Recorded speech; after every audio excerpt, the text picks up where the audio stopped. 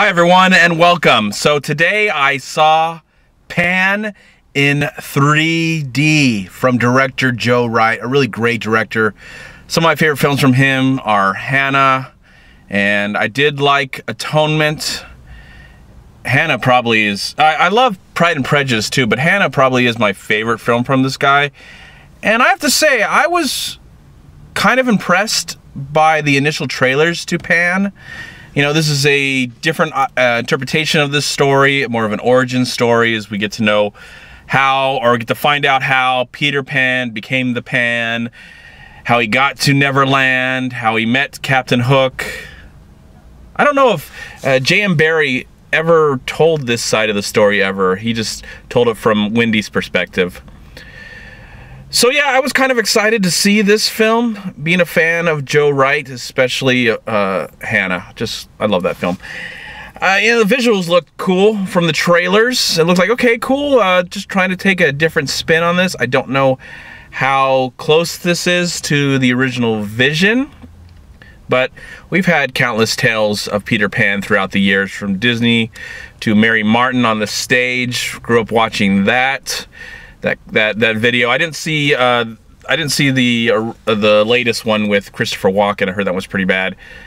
But I love the weird interpretation from the 90s from Steven Spielberg and Hook. It's one of my favorite family movies and one of the best scores written by John Williams.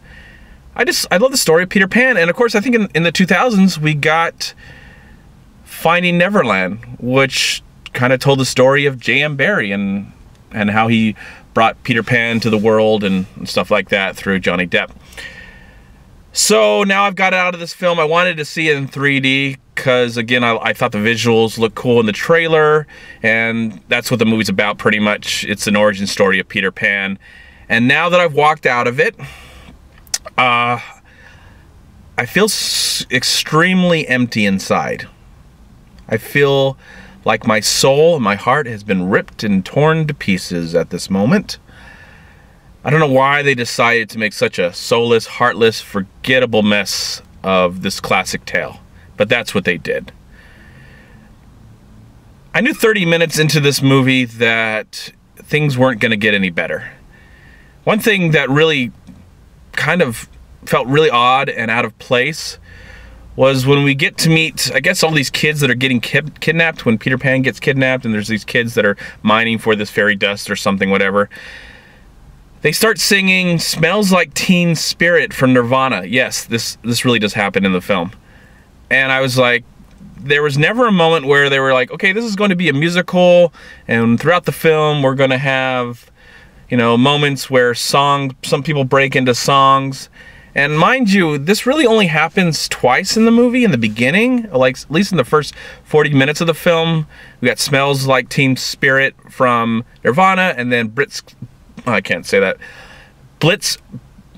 Oh gosh, I just can't say Blitzkrieg Bop from the Ramones. So that happens, and then they kind of do away with it. It looks like something that maybe halfway through the production, they were like, you know, it's not really working. So we're going to scrap that idea and not go with it. For me, it worked in the movie Moulin Rouge because, of course, that movie was set up as a musical. So I didn't mind hearing Teen Spirit and all these different new artists in that period of time where those music never existed. So it worked in Moulin Rouge, but for some reason, it extremely did not work in this movie. That was one of my major complaints in the beginning. I liked some of the visuals. The kid was kind of cool. The movie was very dingy and dirty. Not like disgusting or perverted, but it felt really dark and depressing.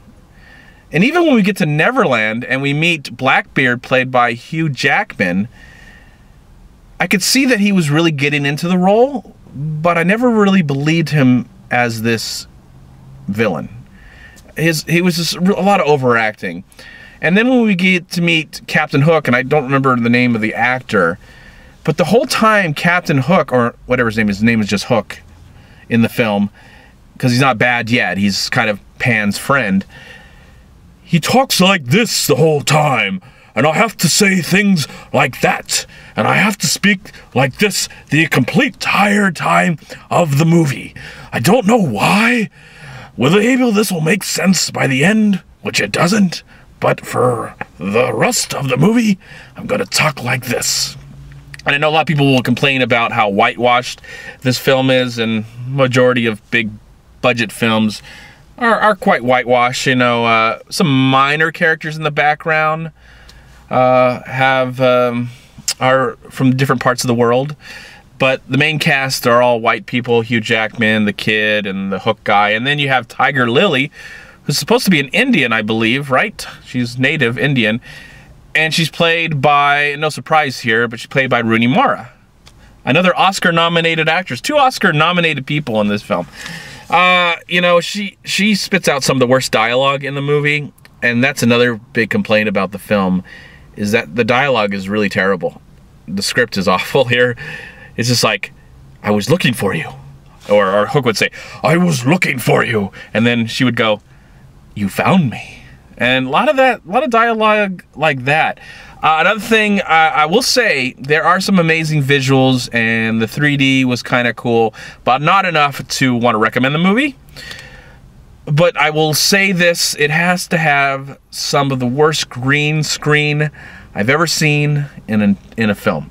It's even bad, even like worse than Star Wars Episode 1, 2, and 3, which I'm a Star Wars fan, so still enjoy those movies, even though not perfect, of course. And that had some bad green screen in that movie, of course.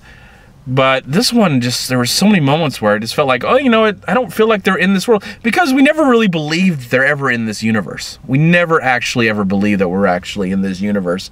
So when you see the moments where they shot this in front of a green screen, there are some sets, and they're nice looking, and the costumes are nice. And there's some nice special effects, don't get me wrong. The visuals are the problem, part of the problem, and also not part of the problem. But the green screen in this movie really upset me, and I was really just taken out. It felt like there's no emotional connection to anything that's happening right now. So I don't believe that they're in this magical Neverland universe. I believe they're on a stage, and there's a green screen right behind them, and they're hugging, and they're saying their goodbyes, and they're having these nice tender moments. This is really sad, because it comes from Joe Wright, who is a very talented filmmaker, and of course, you know, hopefully he can forget about this movie. I'll be surprised. I was surprised. I mean, if you like this film, that's fine. There's no problem with that. I mean, you'll probably find a lot of movies that you hate that I love. So, you know, it's all out there for the taking. So I feel like Joe Wright will, you know, be able to walk away from this, hopefully, this big budget film, and I don't know if it'll make any money, because we're definitely not going to get a sequel. I doubt we're going to get a sequel to this. I'll be shocked. I mean, we already have the sequel. Go watch Peter Pan, the Disney version. Go watch Mary Martin play Peter Pan. She's amazing. And go watch Hook. You know, it's an outrageous, interesting, weird, crazy take on the idea of Peter Pan, and I love that movie so much. I love Hook. It's part of my childhood. Maybe because I saw it as a child, maybe it still resonates with me. But at least with Hook, you had amazing music by John Williams, amazing direction by Steven Spielberg, some great acting. Robin Williams, just love him in that, and a lot of great sets, physical sets. Yes, they did probably utilize some green screen and all that stuff. You can see that in the movie, the special effects. You know, it's a product of its time. But there's so many beautiful sets in that film that resonate with me today. I don't know more I can say about Pan. Sadly, I wanted to love this film. I wanted to like go, you know, I've kind of heard some negative things, but I want to take my take. I don't want to focus on anything that I might have heard or little bits of what I heard, and have my own opinion. And now that I've come out and have my own opinion, I'm probably not saying anything new in this review. But I appreciate your time watching it. Let me know in the comment box below, what did you think of Pan? And also, what is your favorite interpretation of Peter Pan? For me, it'd probably always be the Disney classic film. So, anyways, one of the worst films, Pan, is one of the worst films of 2015. Yes, here it is.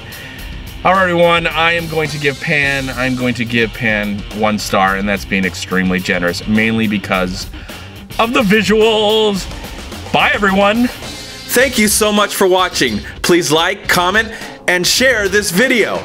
And also, please check out these amazing movie websites. And if you enjoyed this review, please click here to subscribe to my channel, and also please check out all my recent reviews right here on YouTube. Have a great day, live film, find peace, happiness, and harmony in anything and everything you do, and I'll talk to you at my next movie review.